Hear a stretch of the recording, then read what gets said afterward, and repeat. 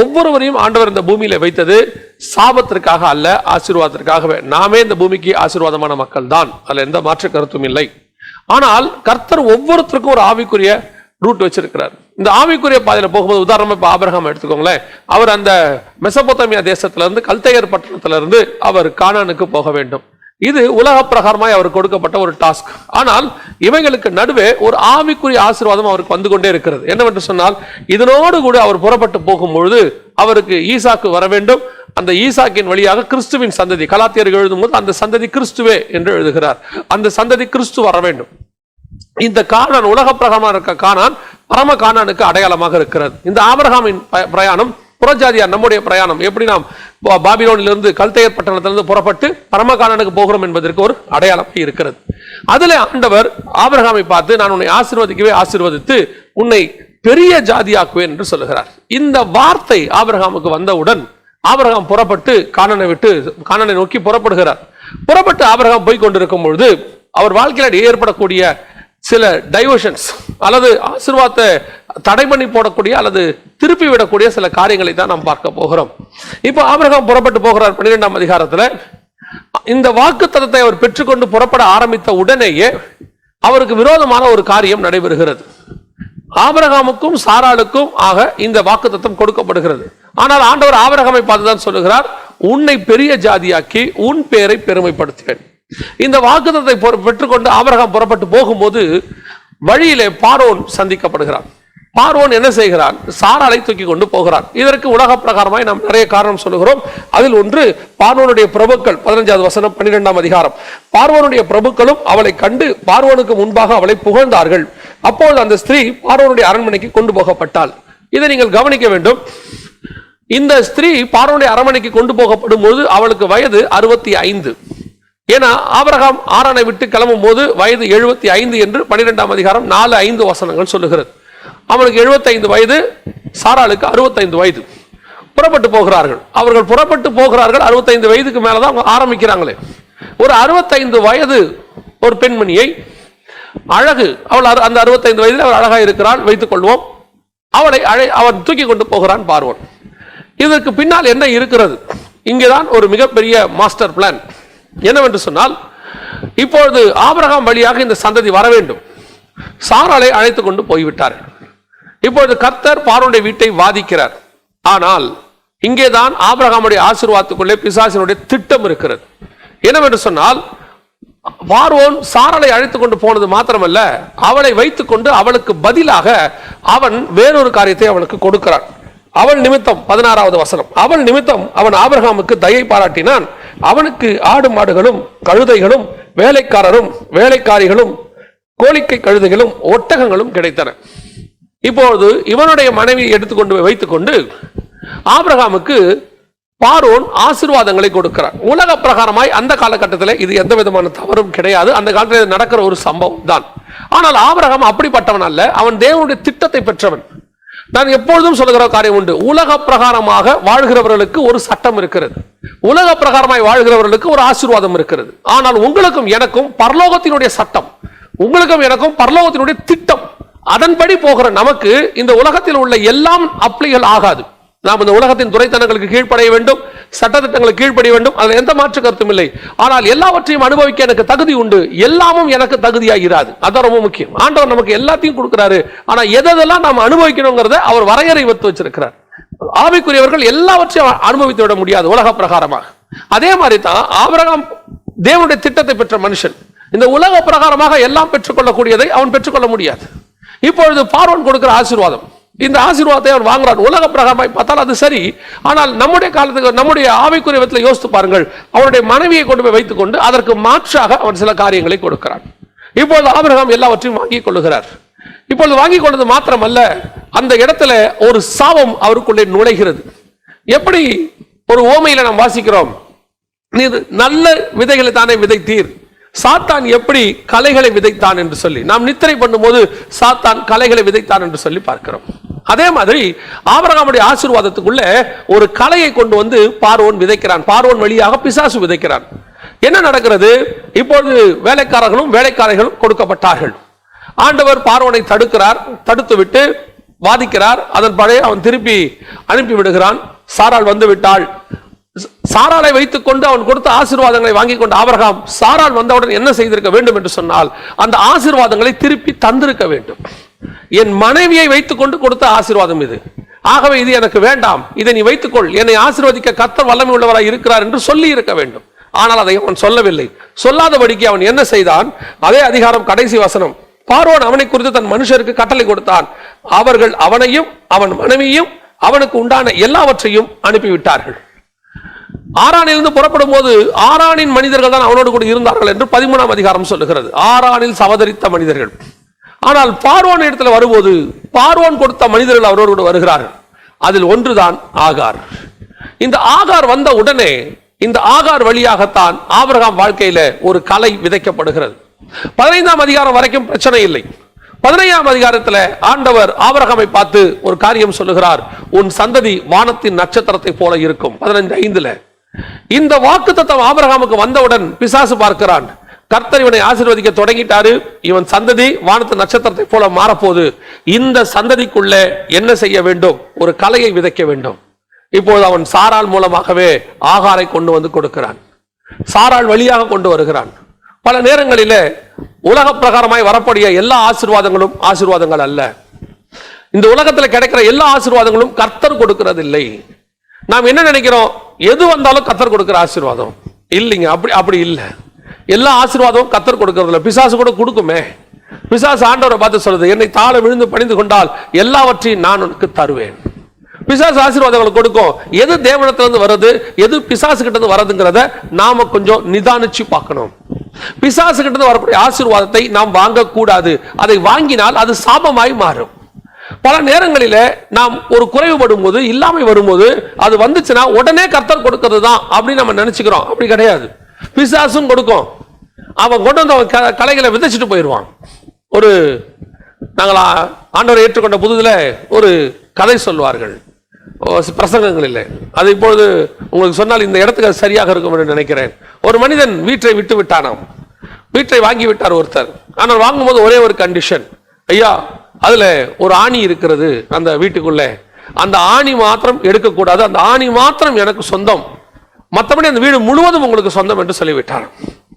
உடனே வாங்குகிறவரும், ஓ ரொம்ப சந்தோஷம், ஒரு ஆணி தானே இருந்துட்டு போட்டோம், ஐயா திருப்பியும் சொல்றேன், அந்த ஒரு ஆணி மட்டும் எனக்கு சொந்தம், இந்த வீடு முழுக்க உங்களுக்கு சொந்தம். உடனே அவரும் சந்தோஷமாக, நான் எழுதி கொடுக்கிறேன் ஐயா, அந்த ஒரு ஆணி உமக்கு சொந்தம் அப்படின்னு. ஒரு வருஷம் கழித்து அந்த மனிதர் வந்தார். ஐயா அந்த ஆணி இருக்கிறத வந்து பாருங்கள், அது என்னுடைய ஆணி. ஆமா உங்களுடைய ஆணி தான். அதுல நான் என்னுடைய ஒரு பையை நான் மாட்டி விட்டு போகிறேன், அது என்னுடைய பை. உடனடியாக அவர், சரி மாட்டிக்கொண்டு போங்கள். ஆனால் அவர் மாட்டி விட்டு போன பையில துர்நாற்றம் வீசக்கூடியதான பொருட்களை வைத்து விட்டு போய்விட்டார். ஆனால் சட்டப்படி அதை எடுக்கக்கூடாது. இவரை கூப்பிட்டு பார்த்தார், ஐயா இந்த பையை கொஞ்சம் எடுங்கள். எடுக்க முடியாது. கடைசியில் அந்த வீட்டை வந்த விலைக்கு, குறைந்த விலைக்கு அவர் கையிலே விட்டு போய்விட்டார். இது ஒரு ராஜ தந்திரம், பிசாசினுடைய தந்திரம். அவன் எல்லாவற்றையும் கொடுப்பது போல இருக்கும். நடுவில் ஒரு ஆணி இருக்கும், நடுவில் ஒரு சின்ன கலை இருக்கும். இப்பொழுது பார்வோன் கொடுக்கிற ஆசீர்வாதத்துக்கு நடுவில் ஒரு ஆகார் இருக்கிறாள். ஆகாரை கொண்டு வந்து கொடுத்து விட்டு போய்விட்டான். இந்த ஆசீர்வாதத்தை வாங்கி கொண்டு ஆபிரகாம் வந்து விட்டார். இப்பொழுது 15ஆம் அதிகாரத்தில் கர்த்தர் சொல்லுகிறார், உன்னை பெரிய ஜாதி ஆக்குவேன், உன் நட்சத்திரம் உன் சந்ததி வானத்து நட்சத்திரத்தை போல இருக்கும். இப்பொழுது சாராள் வழியாக ஆகார் கொடுக்கப்படுகிறாள். ஆபிரகாம் தேவனுடைய திட்டத்திலிருந்து வழி விலகுகிறார். இப்பொழுது ஆகாரோடு கூட இணைகிறார். ஆகார் மூலமாக ஒரு சந்ததி வருகிறது. ஆகாரின் சந்ததியை யோசித்து பாருங்கள். வேதம் சொல்லுகிறது, அவன் துஷ்ட மனுஷனாக இருப்பான். அவன் துஷ்ட மனுஷனாக இருப்பான். ஒரு நீதிமானின் சந்ததியிலே, கர்த்தரால் அழைக்கப்பட்ட ஒரு மனுஷனுடைய சந்ததியிலே, ஒரு தீர்க்கதரிசியினுடைய சந்ததியிலே, தேவனுடைய பரலோகத்தின் திட்டத்தை பெற்றுக்கொண்டு பிரயாணப்படுகிற ஒருத்தருடைய சந்ததிக்குள்ளே துஷ்ட மனுஷன் வருகிறான். எப்படி இந்த துஷ்ட மனுஷன் வந்தான்? இது எப்படி நடைபெற்றது? ஒரு சாபமான ஆசீர்வாதம். அந்த ஆசீர்வாதத்தை உடனடியாக அவர் திருப்பி தந்திருக்க வேண்டும். அதனுடைய விளைவு சாபமான ஆசீர்வாதம் வந்துருச்சு. இன்னைக்கு நிறைய பேருடைய வாழ்க்கையில அந்த சாபம் தான் இருக்கு. பெற்றோர் அல்லது யாருடைய காரியத்தையோ வழக்கு போட்டு வாங்கிறது, சண்டை போட்டு வாங்கிறது, அதை வாங்கி அதை கொண்டு வந்து வச்சுக்கிட்டு கடைசியில் முடிவை பாருங்க, அதுல ஒரு சாபம் இருக்கும். அந்த சாபம் கடைசி வரைக்கும் போகாது. எப்பவுமே நல்லா தெரிஞ்சுக்கொள்ளுங்க, கர்த்தர் கொடுக்கிற ஆசீர்வாதத்தில் வேதனை இருக்காது. அதுவே உலக பிரகாரமாக பெற்றுக்கொள்கிற ஆசீர்வாதத்தில், அதுவும் கர்த்தர் விரும்பாத ஆசீர்வாதத்தை பெற்றுக்கொள்ளும் போது அதுல ஒரு சாபம் இருக்கும். அந்த சாபம் கடைசி வரைக்கும் நிற்கும். அதான் ரொம்ப பிரச்சனை. இப்போ அநேகர் என்ன சொல்லுகிறார்கள், இதுல என்ன தப்பு இருக்கு? நம்ம உலக பிரகாரமா நீங்கள் சம்பாதிக்கிறதுல எந்த தப்பும் இல்லை. நான் உடனே உலக வேலைக்கு நீங்க போக வேணாம் சொல்லல. உலக வேலையில் கூட கர்த்தர் நியமித்த ஆசீர்வாதம் இருக்கு. அதுதான் நமக்கு வரணும். இன்னைக்கு சபைக்குள்ள உட்கார்ந்துக்கிட்டு சாபமான காசு, ஜனங்கள் உட்கார்ந்து கொண்டு சாபமானவர்களை சம்பாதிக்கிறார்கள். என்ன வட்டி கூட்டுறது? இன்னைக்கு என்ன கேட்கிறாங்க சபைக்குள்ள உட்கார்ந்துக்கிட்டு, நான் வட்டி கூட்டா என்ன தப்பா? அநியாய வட்டி தானே. ஒருத்தர் என்கிட்ட சொன்னாரு, அநியாய வட்டி தானே கொடுக்க கூடாது, நியாயமான வட்டி. அது என்ன நியாயமான வட்டி, அநியாய வட்டி? இன்னைக்கு நிறைய பேர் இருக்கிறாங்க சபைக்குள்ள உட்கார்ந்து இருக்கிறாங்க, சபைக்குள்ளேயே வட்டி கூடுறாங்க. அதை நிறைய ஊழியக்காரங்களும் என்கரேஜ் பண்றாங்க. ஏன் இன்னும் சொல்ல போனா ஊழியக்காரங்க அவங்க கிட்ட போய் வாங்குறாங்க வட்டிக்கு. சாபம், சாபம். அந்த பணம் உன்னை ஒரு நாள் கண்டிப்பாக அந்த சாபத்தை உன் தலையில கொண்டு வந்து நிறுத்தும். அவருடைய விளைவு என்ன தெரியுமா? உன் சந்ததியில ஒரு துஷ்ட மனுஷன் பிறப்பான். நிறைய அரசாங்க அதிகாரிகளை நான் பார்த்திருக்கிறேன். லஞ்ச பணம், லஞ்சத்துல வாங்கி வீடு, லஞ்சத்துல வாங்கி பொருள் எல்லாத்தையும் சேர்த்துருவாங்க. கடைசி என்ன நடக்கும் தெரியுமா? ஒரு துஷ்ட மனுஷன், அவன் சந்ததி துஷ்ட சந்ததியாக இருக்கும். எத்தனை பேர் அரசாங்க அதிகாரிகள், நான் வெறும் அரசாங்க அதிகாரிகள் சொல்றேன், தப்பாய் சம்பாதிக்கிறவனுடைய ஒவ்வொருத்தருடைய சந்ததி பின்னாலும் ஒரு துஷ்ட மனுஷன் இருப்பான், கண்டிப்பாக இருப்பான். இது அவங்களுக்கு தெரிய மாட்டேங்குது. ஐயோ, ஏன் என் பிள்ளை இப்படி இருக்குது? நான் என் பிள்ளை நல்லா செல்லமா தானே வளர்த்தேன். நீ எங்கே தவறு செய்தா என்பதை பார். சாத்தான் ஒரு கலையை கொண்டு வந்து வாழ்க்கையில விதைச்சிட்டான். வாலிப பிராயத்தில் எப்படி வேணாலும் சம்பாதிக்கலாம், எதை வேணாலும் சம்பாதிக்கலாம். நம்ம சம்பாதிச்சுட்டு நம்ம வந்துட்டு ஒரு வீடை வாங்கி கட்டி போட்டு உட்காந்துட்டோம்னா 55 வயசுக்கு மேல பீஸ்ஃபுல்லா இருக்கலாம். விட மாட்டார் ஆண்டவர், கணக்கு தீர்க்கிற கர்த்தர். அந்த சாபத்தை உன் கையிலிருந்து திருப்பி வாங்கவே வாங்குவார். You must give back. நீ திருப்பி கண்டிப்பாக தந்திருக்க வேண்டும் அதை. ஆனா ஆபிரகாம் தரல, ஆண்டவர் கொடுக்க வைப்பார். நான் ஏற்கனவே சொல்லி இருக்கிறேன், நம்முடைய வேதத்தை பொறுத்த வரைக்கும் எல்லா பாவங்களுக்கும் மன்னிப்பு இருக்கிறது. ஆனால் இந்த பணம் என்கிற விஷயம், பொருளாசை, பணம் என்கிற விஷயத்தில் மாத்திரம் மன்னிப்பல்ல, அதற்கு திருப்பி கொடுக்கிற ஒரு காரியத்தை கர்த்தர் வச்சிருக்கிறார். விபச்சாரத்திற்கு மன்னிப்பு இருக்கு, கொலைகாரனுக்கு மன்னிப்பு இருக்குது, பைபிள் இதெல்லாம் இருக்கு. கோபக்காரனுக்கு மன்னிப்பு இருக்குது. இயேசு கிறிஸ்துவின் ரத்தம் சகல பாவங்களையும் மன்னிக்கும். ஆனால் இந்த பணம், பொருளாசை அப்படிங்கிற ஒரு விஷயம் வரும்போது மட்டும் அதுக்கு ஆண்டவர் மன்னிச்சாலும் திருப்பி கொடுக்கணுங்கிற கான்செப்டா வச்சிருக்கிறார். மத்தேயு 5:26 என்ன வாசிக்கிறோம்? உனக்கு உன் சகோதரனோடு கூட குறை உண்டானால் முதலில் நீ அவனோடு கூட ஒப்புரவாகு, ஒரு காசு கொடுத்து தீரு மட்டும் நீ இவ்விடத்திலிருந்து புறப்பட மாட்டாயின்னு பலிபீடத்துக்கிட்ட தான் ஆண்டவர் சொல்றார். திருப்பி கொடுத்தா மட்டும்தான் அது தீரும். எதுக்கு சொல்ல வரேன்? நிறைய அரசாங்க அதிகாரிகள் அல்லது ஆரம்பத்தில் வட்டி கூடுறவங்க, இல்ல தவறான முறையில் சம்பாதிக்கிறவங்க, அக்கிரம செய்கைக்காரங்க எல்லாம் செஞ்சிடறாங்க. எல்லாத்தையும் செஞ்சு பணத்தை சம்பாதிச்சுட்டு அவங்க என்ன நினைக்கிறாங்க, இது எல்லாத்தையும் நாம சம்பாதிச்சாச்சு, கடைசி காலத்தில் நல்லவங்களா மாறிடுவாங்க. இன்னும் சொல்ல போனா ரட்சிக்கப்பட்டுருவாங்க. ரட்சிக்கப்பட்ட பிறகு ஆண்டவருக்குள்ள வந்துருவாங்க. ஆண்டவருக்குள்ள வந்துட்டு ஒரு 50-55 வயசு வரும்போது அவங்க செய்ய வேண்டிய ஒரு காரியம், ரட்சிக்கப்பட்ட உடனே அவங்க என்ன செஞ்சிருக்கணும்னு கேட்டீங்கன்னா, இந்த வீடு அநியாயமாய் சம்பாதிக்கப்பட்ட வீடு, இந்த வீடு லஞ்சத்துல வந்தது, இந்த வீடு வட்டியில வந்தது, இந்த வீடு வழக்கு போட்டு வாங்கி அக்கா தங்கச்சிகளை ஏமாத்தி சம்பாதிச்சது. எத்தனை பேர் அக்கா தங்கச்சிகளை ஏமாத்தி வழக்கு போட்டு சண்டை போட்டு நடுத்தருக்கு இழுத்தி வைத்தறிச்சலோடு கூட சம்பாதிக்கிறவங்க எத்தனை பேர் இருக்கிறாங்க? அந்த ஆஸ்தி உனக்கு நிலைக்காது. ஒருவேளை உன் சந்ததி தப்பிச்சுக்கொள்ளும், உனக்கு அடுத்த சந்ததி மாட்டிக்கொள்ளும். கன்ஃபார்மா. அவங்க என்ன செய்யறாங்க? உடனடியாக அதை சம்பாரிச்சு வச்சிருவாங்க. அவங்க நினைச்சுக்கிறாங்க ரட்சிக்கப்பட்டாச்சு, இப்ப ஆண்டவர் எல்லா பாவத்தையும் மன்னிச்சிட்டார். ஆண்டவர் உன்னதான் மன்னிச்சாரு, ஆனா உன்னுடைய பாவத்துல அக்கிரமத்துல வந்ததை எப்படி மன்னிக்க முடியும்? ஒரு விபச்சாரி வந்தா ஆண்டவர் விபச்சாரியை மன்னிச்சிருவாரு, ஆனா விபச்சாரத்துல வாங்கின பொருள் என்ன செய்ய முடியும்? அதை விடணும். இவர் என்ன பண்ணணும்? திருப்பி தந்திருக்கணும். இது இப்ப திருப்பி தர முடியாது. பாருங்களேன், இப்ப சகைவு இருக்கிறாரு. சகையோட விஷயத்தை கவனிங்க. சகைவ தூரத்துல ஆண்டவரை பார்த்துட்டாரு. சகைவ ஆண்டவரை பார்த்ததுனால ரட்சிப்பு வரல. பாருங்க, ஆண்டவர் கிட்ட வந்துட்டாரு. கிட்ட வந்துட்டு சகைவை இறங்கி வாங்குறாரு. இந்த வார்த்தையை கேட்ட உடனே சகைவுக்கு ரட்சிப்பு வரல. பாருங்க, இன்னும் சகைவு இறங்கிட்டார் கீழே இருந்து. சகைவு மரத்தை விட்டு இறங்கின உடனே ரட்சிப்பு வந்துச்சா? வரல. ரெண்டு பேரும் பேசிக்கிட்டே வராங்க, சகைவு வீட்டு வரைக்கும் வராங்க. இயேசு கூடவே நடக்கிறார். சகைவு இயேசு கூடவே நடக்கிறார். அதனால அவருக்கு ரட்சிப்பு வந்துச்சா? வரல. எப்ப அப்ப சகேவுக்கு ரட்சிப்பு வந்துச்சு பாருங்க. ஒரு வார்த்தையை சொல்றாரு, எங்க இருக்கவங்க சொல்றாங்க, ஒரு ஆயக்காரன், ஒரு அநியாயமாய் வரி வசூலிக்கிறவன் இவங்கிட்ட போய் இப்படி பண்றாங்களே, அவனோடு கூட இயேசு இருக்கிறாரே. உடனடியாக சகேயு சொல்கிறார், அநியாயமா யாரிடத்தில் வாங்கி இருப்பேனால் நாளத்தனை நான் திருப்பி தருகிறேன்னு சொன்ன உடனே இயேசு சொல்றாரு, இப்பொழுது இந்த வீட்டுக்கு ரட்சிப்பு வந்தது. அந்த பணத்தை திருப்பி கொடுக்கிறேன்னு சொன்னா தான் அந்த வீட்டுக்கு ரட்சிப்பு. அந்த ஒரு வெள்ளிக்காசையும் நீ திருப்பி ஒரு பணத்தையும் திருப்பி கொடுத்தாதான் உனக்கு மீட். கொடுக்க வேண்டிய காசை நீ கொடுக்கணும். இன்னைக்கு எத்தனை பேர் வழக்கு, எத்தனை பேர் கேஸ் போட்டுக்கிட்டு இருக்காங்க. வாங்கினது அநியாயம் தெரியும், வாங்கின காசை திருப்பி கொடுக்கறது இல்ல, வாங்கின காசை ஏமாத்துறது. நினைச்சுக்காத சட்டப்படி ஜெயிச்சிட்டோம். நிறைய பேர் நினைச்சுக்கிறாங்க ஆஸ்பர்லாம் நம்ம ஜெயிச்சிட்டோம், இனி நம்மள யாரும் ஒண்ணும் பண்ண முடியாது, கேஸ் போட்டு வாங்கிட்டோம். பார்த்துக்கிட்டு இருக்கிறார் கர்த்தர், கணக்கு தீர்க்கிற கர்த்தர். வச்சு ஒரு ஆண்டவர் ஒரு இடத்துல ஆண்டவர் வச்சு கரெக்டா ஒரு கணக்கை தீர்ப்பார், நிதானமாக தீர்ப்பார். எப்ப தீர்ப்பார் தெரியுமா? அதான் சொல்வேன், அந்த அரசாங்க அதிகாரிகளோ அல்லது லஞ்சத்துல பணம் வாங்குறவர்களோ அல்லது அநியாயமா சம்பாதிக்கிறவர்களோ ரட்சிக்கப்பட்ட உடனே திருப்பி கொடுத்துடணும் பாருங்க. இன்னைக்கு சபையில சொல்ல மாட்டேங்கிறாங்க. ஏன்னா பணக்காரங்க வந்த உடனே அக்செப்ட் பண்ணிக்கிறோம். அந்த பணக்காரங்க எப்படி பணக்காரங்கன்னு நமக்கு தெரியாது பாருங்களேன். என்ன நடக்குது? ஒரு 10 வருஷம் அப்படியே வந்துட்டே இருப்பாங்க. திடீர்னு ஒரு நாள் கிட்னி ஃபெயிலியர் ஆகும், திடீர்னு ஒரு நாள் மொத்தம் அப்படியே ஒண்ணுன்னா அடி வாங்கும். ஊழியக்காரங்க என்ன நினைக்கிறாங்க, நல்ல மனுஷன், நல்ல சகோதரன், ஏன் இவருக்கு இப்படி நடக்குது, ஏன் இந்த சகோதரிக்கு இப்படி நடக்குது, ஏன் இப்படி வராங்க? கிட்னி ஃபெயிலியர் ஆனவங்களுக்குலாம் இதான் காரணம் நினைச்சிடாதீங்க. உடனே நம்ம கிட்னி ஃபெயிலியர் ஆனவங்களுக்குலாம் ஏதோ காசு தான் ப்ராப்ளம், அப்படி இல்லை.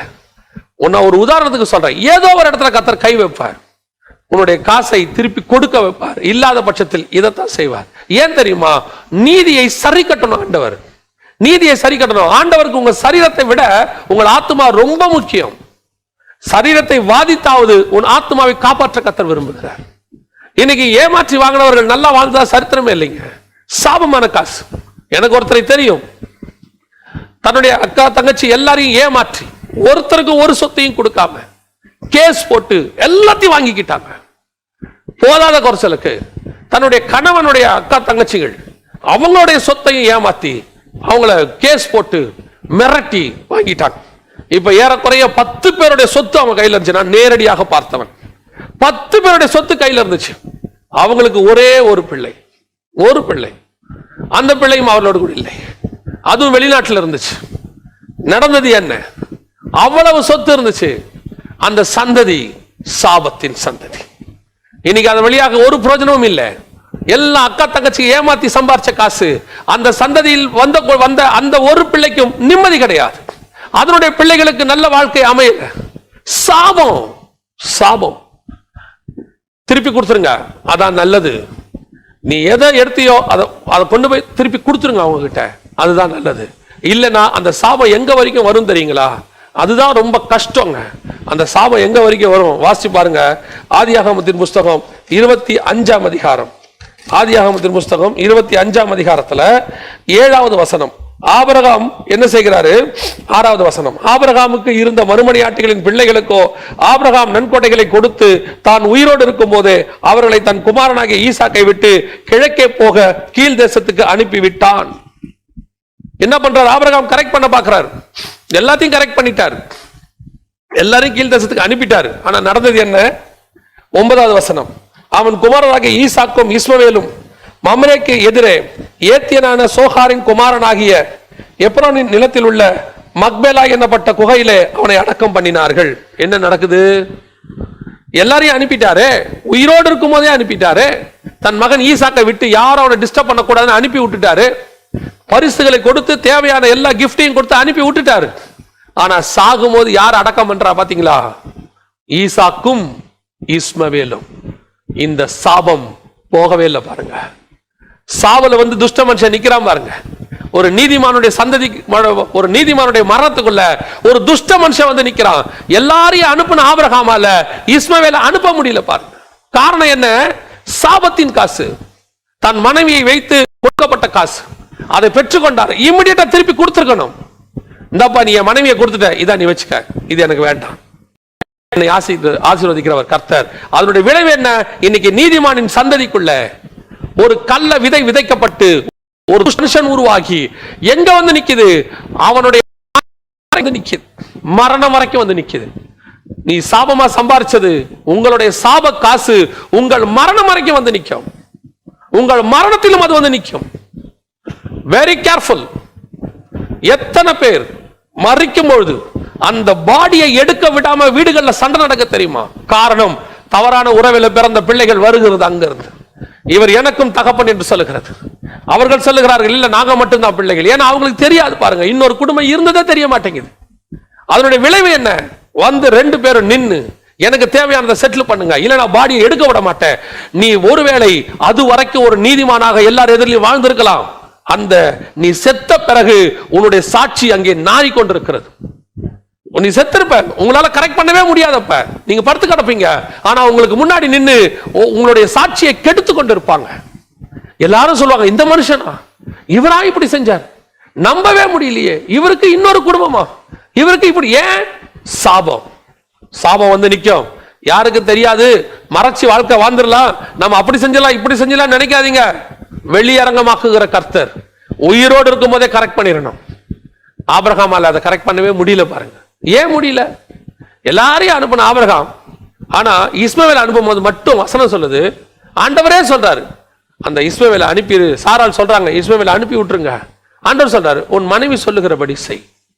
ஆனால் இந்த காரியம் ஆபிரகாமுக்கு மன துக்கமாய் இருந்தது, விசனமாய் இருந்தது. ஏன்? 13 வருஷம் ஒண்ணா பழகிட்டாரு. உலக பிரகாரமா பார்த்தா உண்மைதான். ஆனால் நீ கிறிஸ்துவினுடைய அழைப்பை பெற்றவன். நீ அல்ல, நீ கிறிஸ்துவினுடைய அழைப்பை பெற்றவன். உன்னுடைய சந்ததிக்குள்ள யார் இருக்கணும் இருக்கக்கூடாது என்பதை நிர்ணயிக்க வேண்டியவர் கர்த்தர். நீ செய்தது மகாபெரிய தவறு. அதனுடைய விளைவு உன் மரணத்திலும் வந்து நிற்கிறது. அதோட விளைவு இன்னைக்கும் பாருங்க, இஸ்மவேலர்கள் ஏதோ ஒரு ரூபத்துல இஸ்ரவேலுக்கு எதிராகத்தான் நிற்கிறாங்க. ஏதோ ஒரு ரூபத்துல எதிராகத்தான் நிற்பாங்க. கவனிச்சுக்கொள்ளுங்க, கர்த்தர் நம்மை ஆசீர்வதிக்க விரும்புகிறார், நம்மை பெரிய ஜாதியாக்க விரும்புகிறார். ஆனால் ஸ்பிரிச்சுவலாக அதுல நம்ம கொண்டு வந்து மாம்சத்தை நுழைக்க கூடாது. மாம்சத்தை நுழைக்க கூடாது. இந்த ஈசாக்கை பத்தி பேசும்போது, இந்த ஆவிக்குரிய சந்ததியை பத்தி பேசும்போது ரொம்ப அழகா ஒரு காரியத்தை செய்யறார்.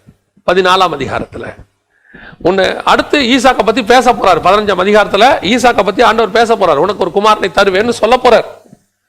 உன் கர்ப்பப்பிறப்பாய் இருப்பவனே உனக்கு சந்ததியாக இருப்பான்னு சொல்ல போறார். அதுக்கு முன்னாடி ஒரு உடன்படிக்கை ஏற்படுத்துறார். என்ன உடன்படிக்கை? மெல்கிசேதேக்கு அப்பமும் ரசமும் கொண்டு வரார். இந்த உடன்படிக்கையின்படிதான் ஆபிரகாம் வாங்குறார். அதன்படிதான் ஈசாக்கு வரணும். அந்த ஈசாக்கின் சந்ததியில் தான் கிறிஸ்து வரணும்.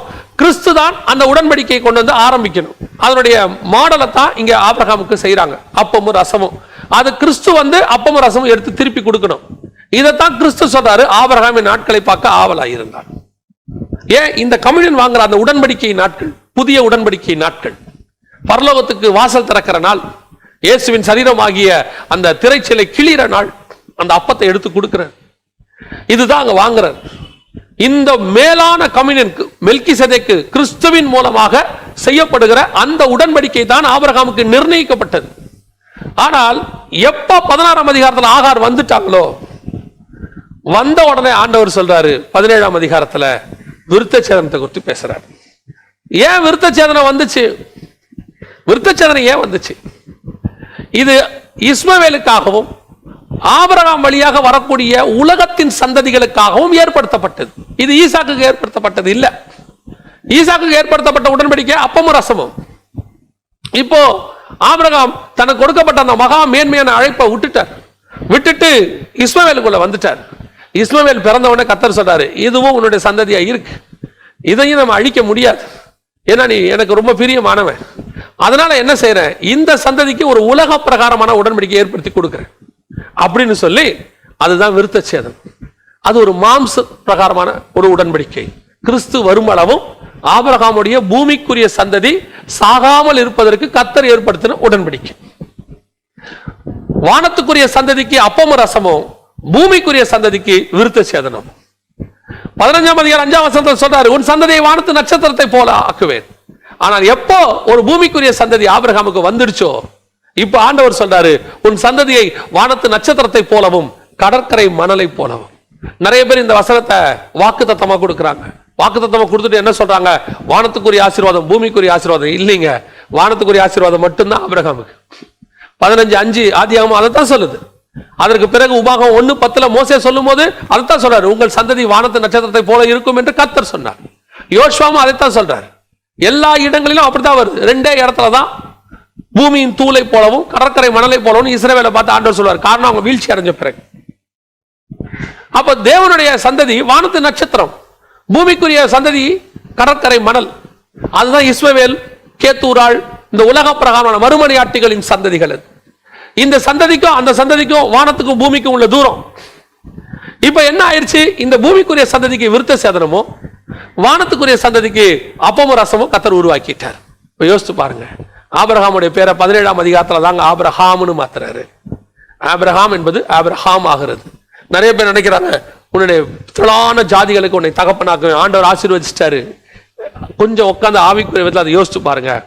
ஆபிராம் அவன் அழைக்கப்படும் போது ஆபிராம், மெசொப்பொத்தாமியா தேசத்துல கர்த்தர் அவனை அழைக்கும் போதே ஆபிராம் என்று சொல்லிதான் அழைத்தார். 13ஆம் அதிகாரத்தில் அப்பமும் ரசமும் வாங்கும் போதும் அவன் ஆபிராம் தான். 15ஆம் அதிகாரத்தில் உன் சந்ததி வானத்து நட்சத்திரத்தை போல இருக்கும்னு சொல்லி வாக்குத்தத்தம் பண்ணப்பட்ட போதும் அவன் ஆபிராம் தான். 17ஆம் அதிகாரத்தில் தான் அவன் ஆபிரகாம் ஆகிறார். ஆபிராம்ல இருந்து ஏன் ஆபிரகாம் ஆகிறாரு? கர்த்தர் எல்லா வாக்கு தத்தங்களையும் அவர் கொடுக்கும் போது அவர் ஆபிராம் ஆபிராம் ஆபிராம் தான். ஆபிராம்னா என்ன? ஹை ஃபாதர், மேலான தகப்பன், ஒரே தகப்பன். அவனுக்கு ஒரு சந்ததி, அந்த ஒரு சந்ததி கிறிஸ்து. ஒரு தகப்பன், மேலான தகப்பன். அந்த மேலான தகப்பனுக்கு ஒரே பேரான குமாரன் ஈசாக்கு, அந்த ஒரே பேரான குமாரன் வழியாக கிறிஸ்து. ஆனா இப்போ ஆபிரகாம் தன்னுடைய மேன்மை, தன்னுடைய அழைப்பின் மேன்மையை தெரியாம ஆகாரோடும் கேத்தூராரோடும் தன்னுடைய சந்ததிகளை பெருக பண்ணினதுனால இப்போ அவனும் உலக பிரகாரமான திரளான ஜாதிகளுக்கு தகப்பன் ஆபிரகாம் ஆயிட்டார். ஒரே தகப்பனா இருந்தவர் ஒரு சந்ததிக்கு தான் அவன் தகப்பன். அந்த ஒரு சந்ததி கிறிஸ்து. இப்ப யோசிச்சு பாருங்க, அவர் ஒருத்தர் தான் வழியா இருந்திருக்கணும். நானே வழி, கிறிஸ்து ஒருத்தர் தான் பரலோகத்து வழி. இப்போ அவர் ஒருத்தர் தான் வழி. ஆனா ஆபிரகாமுடைய மத்த சந்ததி யாரும் எங்ககிட்டயும் பரலோகத்துக்கு போறதுக்கு வழி இருக்குன்னு ஏன் சொல்றாங்க? ஆபிரகாம் வழியா வந்ததுனால தான் அவங்க சொல்றாங்க, நாங்களும் ஆபிரகாமின் சந்ததி, எங்களுக்கு தகப்பன் ஆபிரகாம் தான். இந்த ஆபிரகாம் வழியா வந்ததுனால தான் இவங்களும் சொர்க்கத்துக்கு பரலோகத்துக்கு போறதுக்கு வழி இருக்குங்கிறாங்க. இந்த சந்ததிகள்லாம் வராம இருந்திருந்தால் ஒரே சந்ததி கிறிஸ்து, அவர் ஒருவரே வழியா இருந்திருப்பார். ஆபிரகாம் பண்ண சின்ன தப்பு, தேவன் கொடுத்த ஆசீர்வாதத்துக்குள்ள கலையை கொண்டு வந்து பிசாசு விதைத்தான்.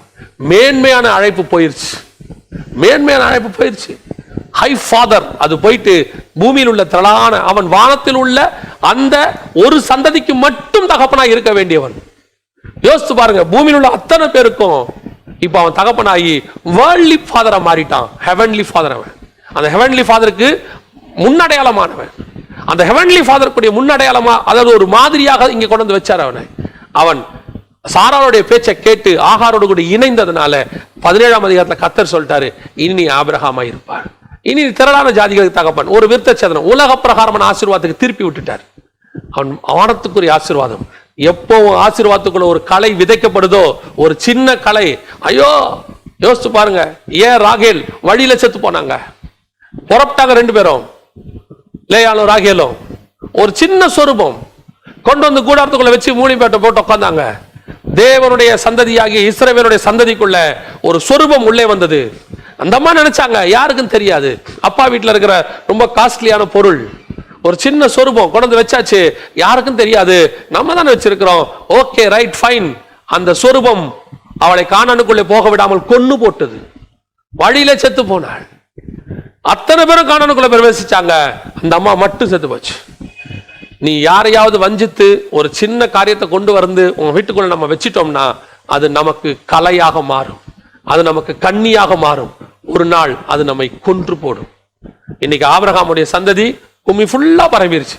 இன்னைக்கு உலக பிரகாரமா எல்லா ஆபிரகாமின் சந்ததி தான். ஆபிரகாமை உலகம் ஃபுல்லா ஆசீர்வதிக்கப்பட்டிருக்கு. ஆனா ஆக்சுவலா எப்படி இருந்திருக்கும் தெரியுமா? பரலோகத்துக்கு போறதுக்கு ஆபிரகாமின் சந்ததி ஆகிய அந்த ஆபிரகாம் மட்டும்தாங்க வழி. ஏன்னா அவன் மேலான தகப்பன். இன்னைக்கு போயிடுச்சு. முதலாவதாக ஆபிரகாமுடைய சந்ததிக்குள்ள பிசாசு களைகளை கொண்டு வந்து விதைத்தான். We must be very careful. யார் எதை கொடுத்தாலும் வாங்கறதுக்கு யோசிக்கணும். சில நேரங்கள்ல நான் இந்த ஆவிக்குரியன்னு சொல்லக்கூடாது, அவங்களெல்லாம் கிறிஸ்தவ புத்தகத்தில் நான் பார்ப்பேன். இந்த கிறிஸ்தவ ஊழியக்காரர் ஒரு சில புத்தகங்கள்ல நான் பார்த்தேன். ஒரு நடிகை கொண்டு வந்து பணம் கொடுக்குறாங்க. நடிகை கொண்டு வந்து பணம் கொடுக்கும்போது அந்த பணத்தை அவங்க வாங்குறாங்க. வாங்கி போட்டோ போடுறாங்க, இவர் வந்து நமக்கு கொடுத்தார். அந்த நடிகை எப்படி இருக்கிறாங்க? அவங்க வாழ்க்கையில் எந்த மாற்றமும் இல்லை. அவங்க அதே தொழில் அப்படிதான் செஞ்சிட்டு இருக்கிறாங்க. இப்போ இவர் என்ன சொல்லியிருக்கணும்? உங்களுடைய பணத்தை கொஞ்சம் அப்படி ஓரமா வச்சிருங்க, முதல்ல உங்க வாழ்க்கையை மாத்துங்க. அநேகர் இச்சிக்கத்தக்கதான வாழ்க்கையை நீங்க வாழ்றீங்க. அநேகருடைய இச்சைக்கு, கண்களின் இச்சைக்கு, மாம்ச இச்சைக்கு நீங்க காரணமா இருக்கிறீங்க. நீங்க என்டர்டைன்மெண்ட்ங்கிற பேர்ல பண்றது அநேகருடைய வாழ்க்கையை கெடுக்குது. மனம் திரும்புங்க, உங்க பாவங்களை இயேசு கிறிஸ்து மன்னிக்கிறார். அதை சொல்லிட்டு அவங்க மனம் திரும்பின பிறகு அதை வாங்கி இருந்தால் அது ஆசீர்வாதம். காசு வருதுன்னு வாங்கிடுறாங்க. உங்களுக்கு தெரியுமா, பழைய ஏற்பாட்டுல கொண்டு வந்து அவங்க கொடுப்பாங்க காணிக்க. வசனம் சொல்லுது, ஜனங்களுடைய பாவங்களை சுமக்கும்படி நீ தேவ சமூகத்தில் நிற்க வேண்டும். ஆசாரியன் யார் தெரியுமா? ஜனங்களுடைய பாவங்களை சுமக்கிறார். இயேசு கிறிஸ்து ஜனங்களுடைய பாவங்களை சுமந்து நிற்கிறார். இப்போ அந்த இடத்துல நம்மளை வச்சிருக்கிறார். என் ஆடுகளை மேய்ப்பாயாக உங்களை வச்சிருக்கிறார். அப்போ ஒரு சபையில ஒரு நடத்தக்கூடிய ஒரு எவாஞ்சலிஸ்ட், ஒரு ஊழியத்தை நடத்தக்கூடியவர்கள் யார் ஆஃபரிங் கொடுத்தாலும் வாங்கக்கூடாது. யூ மஸ்ட் ஆஸ்க் தெம், எதற்காக இது கொடுக்கப்படுகிறது, என்ன வேலை செய்யறாங்க, அவங்க சபைக்கு கொடுக்க வேண்டியதெல்லாம் கொடுத்துட்டாங்களா, இது எதற்காக கொடுக்கப்படுகிறது, you must clarify with them. இன்னைக்கு சாபமான காசு. நான் ஒரு பெரிய ஊழியரை குறித்து கேள்விப்பட்டேன், ரொம்ப சந்தோஷமா இருந்துச்சு. ஒரு பெரிய கோடீஸ்வரன், அந்த சபையில மெம்பர். ஒரு நாள் அவர் வந்து காணிக்க போடுறதுக்கு அப்படி எழுந்திருச்சாரு. எழுந்திருச்ச உடனே அந்த ஊழியர், மிஸ்டர், அவர் பேரை சொல்லி, சகோதரனே, did you paid your tax? நீ, ஏன்னா அவர் வந்து பெரிய பிசினஸ் பண்றாரு, எல்லாருக்கும் தெரியும், இந்திய தமிழ்நாட்டில் உள்ள பெரிய ஆளு. Did you paid your tax? நீ உன்னுடைய வரியை செலுத்தி விட்டாயா? உடனடியாக அவர், இன்னும் இல்ல பிரதர், கெட் பேக், போய் உன் வரியை செலுத்தி விட்டு அதற்கு பிறகு வந்து காணிக்கையில் போடு. தேவனுக்குரியதை தேவனுக்கும், ராயனுக்குரியதை ராயனுக்கும் கொடு. இன்னைக்கு எத்தனை சபைகள்ல ராயனுக்குரியதை கொடுக்க சொல்றோம், ராயனுக்குரியதை கொடுக்காம ஏமாத்த சொல்லி கொடுக்கிறோம். ஆனா தேவனுக்குரியதை கொடுக்கணுங்கிறதுல மட்டும் கன்ஃபார்மா இருக்கணும், ரெண்டும் கொடுக்கணும். You must be very careful. இன்னைக்கு அந்த ராயனுக்குரியதை வஞ்சித்து நீ உன்னுடைய சந்ததிக்குள்ள நாம வச்சுக்கிட்டோம்னு சொன்னா அந்த சாபம் இங்கே அடிக்கும், அந்த சாபம் இங்கே தலை தூக்கும், உங்களுடைய மரணம் வரைக்கும் வரும். ஒருவேளை உங்கள் சந்ததியையும் அது உபத்திரவப்படுத்தும். இன்னைக்கு இஸ்மவேல் ஈசாக்கை உபத்திரவப்படுத்திக் கொண்டிருக்கிறார். இது முதலாவது. இரண்டாவதை நாம் பார்க்க போகிறோம். இப்பொழுது ஆபிரகாமுக்கு ஆண்டவர் அப்படியே அந்த திட்டத்தை சாராள் மேல திருப்பிட்டார். இனி சாராள் ஒரு கர்ப்பவதியாகி, இரண்டாவது ஆண்டவர் சொல்றார், இப்ப சொல்றார் ஆண்டவர், சாராள் கர்ப்பவதியாகி ஒரு குமாரனை பெறுவாள். ஏன் இப்ப ஆண்டவர் வெயிட் பண்றாரு? நீ 83 வயசுல நீ ஆகாரின் சந்ததிக்கு தகப்பனா மாறிட்ட, நீ ஒரே சந்ததிக்கு தகப்பனா இருந்திருக்கணும். இனி உன் மாம்சம் சாகணும், உன் மூலமாக ஈசாக்கு வரக்கூடாது, உன் மாம்சம் சாகணும். அது வரைக்கும் God will wait. 99 வயசு. இப்படி அவர் சொல்லுகிறார், என் மாம்சம் செத்து போச்சு, சாராளுடைய கர்ப்பம் செத்து போச்சு, இதுக்கு மேல எனக்கு சந்ததி வராது. தஸ் ரைட், இது ரைட் பாத். இப்பதான் அடுத்த ஆசீர்வாதத்தை நான் உனக்கு கொடுக்கணும். இப்ப ஆண்டவர் சொல்றாரு, சாராள் அடுத்த உற்பவ காலத்துல நிச்சயமாய் ஒரு குமாரனை பெறுவார். இப்ப எல்லாம் சொல்லியாச்சு. இப்ப ஆச்சரியம் பாருங்களேன், 20ஆம் அதிகாரத்துல ஆபிரகாம் அபிடம் விட்டு தென் தேசத்துக்கு பிரயாணம் பண்ணி காதேசுக்கும் சூருக்கும் நடுவாக குடியேறி கேராரூரிலே தங்கினான். இப்ப இங்க வசனம் சொல்லுது, அபிமெலேக்குன்னு ஒரு ராஜா இருக்கிறார். இவர் என்ன பண்றாரு, திருப்பி சாராளை தூக்கிட்டு போயிடுறாரு. இப்ப யோசிச்சு பாருங்க, சாராளுக்கு வயசு 90. இப்ப தூக்கிட்டு போயிடுறாரு. இப்ப என்னங்க தூக்கிட்டு போனாரு? இப்ப அழகா இருந்தாரா? அப்படிலாம் வசனமே சொல்லுங்க. அந்த ஸ்திரீ நிமித்தம் அங்க வந்து அழகா இருந்தா எதுவுமே சொல்லல. ஆள் அனுப்பி சாராளை அனுப்பித்தான், அவ்வளவுதான். அந்த அம்மாக்கு வயசு 90. சரீரம் செத்து போச்சு. அவரே சொல்றாரு முந்தின இதுல, சரீரம் செத்து போச்சு. அப்ப இப்ப ஏன் தூக்கிட்டு போனாங்க சாராளை? 65 வயசுலயாவது அழகா இருந்தாலும் தூக்கிட்டு போனாங்க. அதுவும் பிசாசுடைய திட்டம், ஆகாரம் கொடுக்கிறதுக்கு. இப்ப என்ன ஆச்சு? இப்பதான் பிசாசுக்கு தெரியுது, ஆபிரகாம் வழியா ஆண்டவர் வச்சிருந்த சந்ததியை இப்ப யார் மேல மாத்திட்டாரு? சாராள் மேல மாத்திட்டாரு. இப்ப ஆபிரகாம் சாராள், இதுல சாராளுடைய சரீரம் செத்து போச்சு, ஆனாலும் கர்த்தர் ஆசீர்வதிச்சு வாக்கு தத்தத்தின் பிள்ளை யார் மூலியமா வரப்போகுது? சாராள் மூலியமா வரப்போகுது. இப்ப அடுத்த கலையை எங்க விதைக்க பார்க்கறான்? சாராளுக்குள்ள விதைக்க பார்க்கறான். இப்ப என்ன செய்யறான் பிசாசு? அபிமெலேக்கை விட்டு அழைப்பித்து சாராளோடு கூட இணைய வைக்க பார்க்கிறான். வசனம் சொல்லுது, கர்த்தர் கர்ப்பத்தை அடைத்தார். அதாவது பிள்ளையே ஃபார்ம் ஆக விடலாண்டு, அந்த நாட்டிலேயே ஃபார்ம் ஆக விட பண்ணிட்டார். யாருக்கும் பிள்ளை ஃபார்மே ஆகாது. ஏன்? சாராளுக்குள்ள ஃபார்ம் ஆகிற பிள்ளை கர்த்தருடைய பிள்ளையா இருக்கணும், அபிமெலேக்கு பிள்ளையா இருக்கக்கூடாது. ஏன் பிசாசுடைய திட்டம்? இப்ப சாராளுக்குள்ள பிசாசுடைய பிள்ளை வந்துருச்சுன்னா, ஏன்னா ஏற்கனவே ஆபிரகாம் வழியா வந்துருச்சு, ஒரு துஷ்ட சந்ததி உருவாக்கிட்டோம். இப்ப சாராள் வழியாவும் உருவாக்கிட்டோம்னா இதுக்கு அப்புறம் கிறிஸ்து பூமிக்குள்ள வரவே முடியாது, இவங்க மூலமா இனி வரவே முடியாது. ஓகே, சாராளை நாம் என்ன செஞ்சிருவோம்? மோசம் போக்கிடுவோம். இப்ப என்ன நடக்குது? சாராளுக்குள்ள விதை விதைக்க பார்க்கிறோம். இதுதான் அடுத்து. சில நேரங்கள்ல ஆண்டவர் நமக்கு கொடுக்கிற அந்த ஆசீர்வாதத்துல பிசாசு உள்ளே நுழைவான். எப்பவுமே உங்க ஆவிக்குரிய வாழ்க்கையில ஆண்டவர் கணவனும் மனைவி இணைச்சிருக்கிறாரு, ஒரு ஊழியத்துக்கு உங்களை இணைச்சு வச்சிருக்கிறாரு. கணவன் மனைவி இல்லாவிட்டாலும் உங்க ஊழியத்துக்கு உடனாக ஒரு சிலரை கொடுத்திருப்பார். நீங்க ஒரு திருமணம் ஆகாதவங்களா இருந்தா உங்களுக்கு துணையாக ஊழியத்திற்கு சில சகோதரனையும் சகோதரிகளையும் கொடுத்திருப்பார். You must be very careful. ஏன்னா அவர்களுக்குள்ளே தான் பிசாசு விதையை விதைப்பான். ஏன்னா அவர்களுக்குள்ள விதை விதைச்சு உங்களுடைய சாட்சியை கெடுத்து போக பண்ணும். இப்போ சாராள் வழியா இது நடந்துருச்சுன்னு வச்சுக்கோங்க, இதுக்கப்புறம் கர்த்தர் கொண்டு வந்த இத்தனை வருஷம் பிளான் அங்கே உடஞ்சு முடிஞ்சிடும்.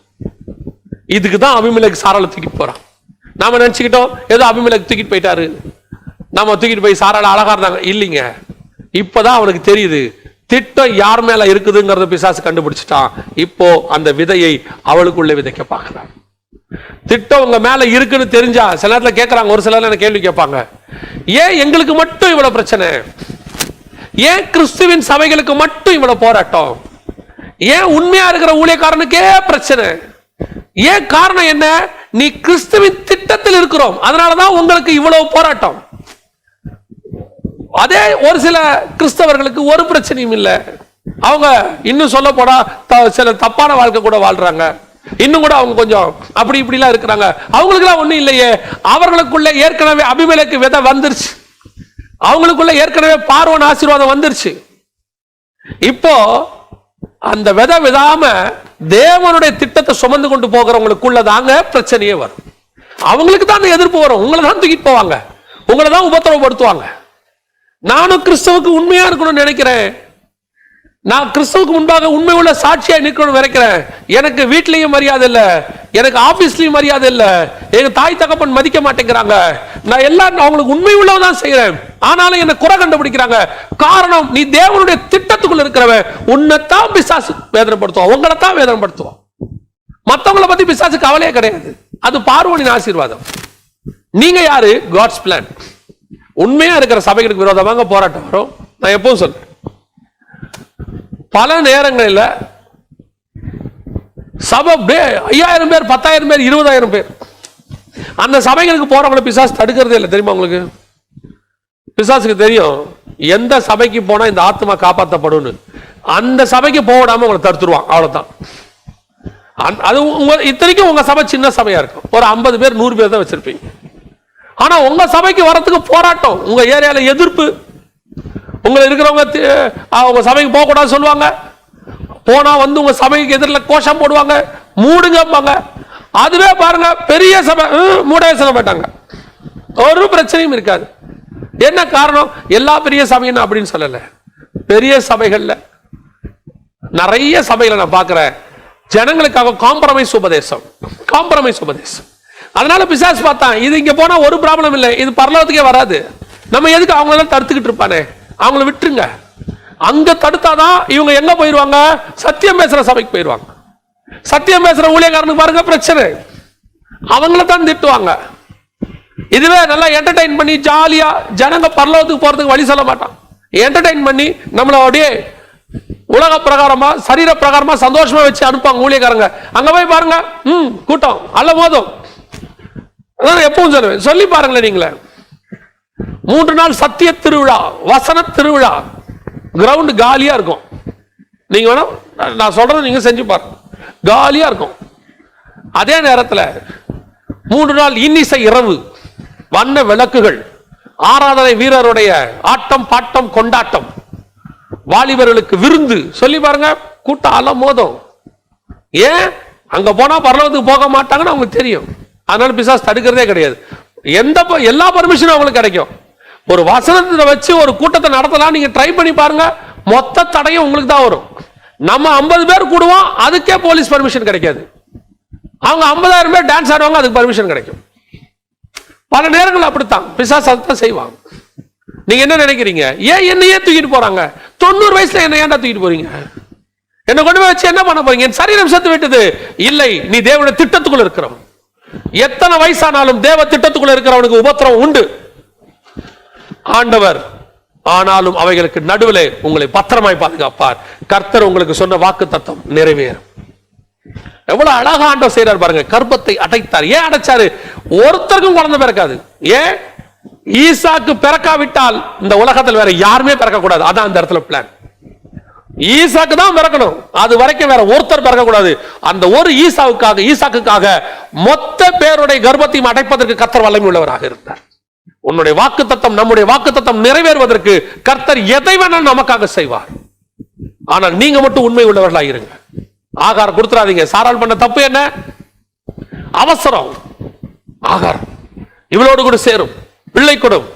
அந்த பிள்ளைய அந்த அம்மாவுக்கு எதிராக வந்து நின்னுச்சு, அந்த சந்ததி எதிராக வந்து நின்னுச்சு. ரியலைஸ் பண்ணிட்டாங்க, அனுப்ப சொல்லிட்டாங்க, ஆனா கரெக்ட் ஆகல. இப்போ இந்த சந்ததியை ஆண்டவர் அந்த அம்மா மூலமா கொடுத்தார். 2வது ஆசீர்வாதம். பிசாசு எங்க வந்து எப்படி பிளான் பண்றான் பாருங்க. உங்க வாழ்க்கையில பிசாசு, நீங்க என்னமோ ஆவிக்குரிய வாழ்க்கையில 15 வருஷம் வாழ்ந்துட்டோம், 20 வருஷம் வாழ்ந்துட்டோம், ஒன்னும் செய்ய மாட்டான்னு நினைக்காதீங்க. பரலோகத்துக்கு போற வரைக்கும் உங்க மேல கர்த்தருடைய திட்டம் இருக்கு. அதை எந்த நேரத்திலும் உங்களை விட்டு உடைக்கிறதுக்கு அவன் ட்ரை பண்ணுவான். எதுக்கு சொல்றேன்னா, மோசே பிறக்கும் போது அவன் கொலை செய்வதற்கு வகை தேடினான். ஆனா நடந்தது என்ன தெரியுமா? 120வது வயசுல தான் வீழ்த்தினான், கண்மலையில் அடிக்க சொன்னான். அப்ப எத்தனை வருஷம் மோசே அவன் ட்ரை பண்ணிருக்கிறான் பாருங்க. 120 வருஷம். அதான் சொல்றேன், நாம இந்த பூமியை விட்டு போற வரைக்கும் இந்த போராட்டம் இருக்குதான் செய்யும், ஸ்பிரிச்சுவல் போராட்டம். ஆனா ஒண்ணு மட்டும் நிச்சயம், நமக்காக யுத்தம் பண்ணுகிறவர் நம்மோடு கூட இருக்கிறார். நமக்காக போராடுகிறவர் நம்மோடு கூட இருக்கிறார். நாம் ஒருத்தருக்காக அபிமெலேக்கினுடைய மொத்த குடும்பத்தையுமே அடைப்பதற்கு அவர் வல்லமை உள்ளவராக இருக்கிறார். நம்ம ஒருத்தருக்காக கர்த்தர் சட்ட திட்டங்களை மாற்றுவதற்கு வல்லமை உள்ளவராக இருக்கிறார். இன்னைக்கும் சபைகள், அடைக்கப்பட்டிருக்கிற சபைகள், நமக்காக கர்த்தர் சபையை திறப்பதற்கு வல்லமை உள்ளவராக இருக்கிறார். ஆனால் அதை நாம் உணரணும். திருப்பி திருப்பி அதான் சொல்றேன், நமக்காக கர்த்தர் வாசலை அடைச்ச கர்த்தர் திறப்பதற்கும் வல்லமை உள்ளவர். இன்னைக்கு பார்வோன் கொடுத்த ஆசீர்வாதம் சாபத்தில் முடிந்தது. இன்னைக்கு அபிமெலேக்கு அந்த ஆசீர்வாதத்தை திருட பார்த்தார். கர்த்தர் அந்த ஆசீர்வாதத்தில் இருந்து அவனை காப்பாற்றினார், சாராளை காப்பாற்றினார். உன்னை ஆசீர்வதித்து பெரிய ஜாதி ஆக்குவேன். அந்த ஜாதி கிறிஸ்துவின் வழியாக வரக்கூடிய பெரிய சந்ததியாக இருக்கணும், வேற சந்ததி வரக்கூடாது. கர்த்தர் உங்களை ஆசீர்வதிச்சாங்களா, அதுல பார்வோனுடைய ஆசீர்வாதம் வந்துடக்கூடாது. உள்ளுக்குள்ள அபிமெலேக்கு உள்ள நுழைஞ்சிடக்கூடாது. பியூரா கர்த்தர் உங்களை ஆசீர்வதிக்க வல்லமை உள்ளவராக இருக்கிறார்.